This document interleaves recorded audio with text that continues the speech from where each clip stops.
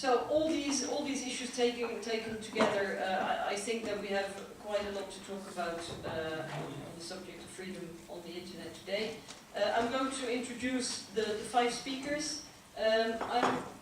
Although I'm not usually into naming and shaming, I would like to inform you that we have made big efforts to get a speaker on the panel on behalf of the music industry, the recording industry, and they have very emphatically declined the invitation because they consider that the composition of this panel is not balanced.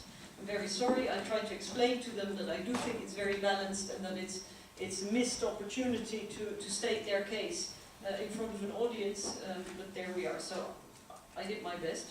So then I'm very pleased, however, to have on the podium Mr. Jérémie Zimmermann next to me, who is the founder and spokesperson for La Quadrature du Net, who has been very actively involved in all sorts of privacy cases, and not least ACTA. Then we have, to the far right, Mr. Joe McNamee, if I pronounce that correctly, who is the Advocacy Coordinator for European Digital Rights, or EDRI, I think. Then we have, to my far left, Mr. Antoine Aubert, who is the European Copyright Council for Google, and who will tell us about the Italian case and hopefully a little bit about China, if you can. And then we have, well known to most of you, Mr. Giovanni Buttarelli from the European Data Protection Supervisor. And finally, last but not least, again, Mrs. Emilie Barrau from the consumer organization. So I'm very pleased that you're all here. Well, today we discuss ACTA and we discuss ISP liabilities and all these kind of initiatives. And I have to admit, I'm pretty much confused about what's going on in Europe, basically, and I can feel some kind of really strong wind of inconsistency blowing over Europe. I'll just give you some examples. First, you have the entry into force of the Lisbon Treaty, where the Charter of Fundamental Rights is now binding on both member states and all EU institutions.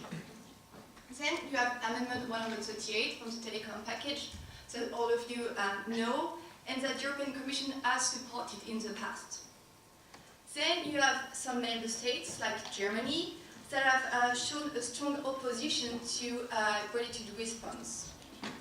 Then I clearly recall the hearing of Commissioner Reding before she was appointed for Commissioner for Fundamental Rights, where she said that all Commission proposals and international agreements have to be subject to a privacy impact assessment. And similarly, if you think about this digital single market that the European Union is trying to create, the European Commission has already put on the table some measures and initiatives to foster online activities and to help consumers actually buy cross-border online. So now, in the light of these examples, I'd be happy for anyone to explain to me where we are going with ACTA and similar initiatives, and how can you expect consumers to actually be the driving force of the digital single market when they are treated as criminals and they don't have access to the internet?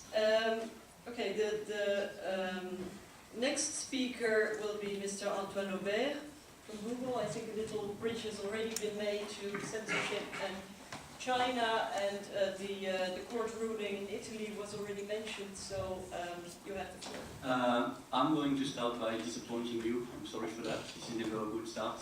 On China in particular, I suspect you will understand the sensitivity of the issue and the fact that I'm not in position to make any public statement on what is happening in China.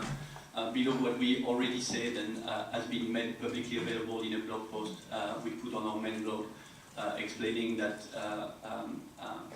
we are not censoring our search result on the Google.cn domain anymore and redirecting the traffic and the users that are actually making search on this domain towards the google.cn.hk. I ask for your indulgence. I'm sure a lot of you are burning of asking questions on this development, But the most likely answer you will get from me if you're asking me a question on this specific issue would be to refer you to the blog post. I apologize for that. I'm happy to circulate the blog post so that you can actually circulate to all the people that are participating in this event, and that they have the information that is available out there right now.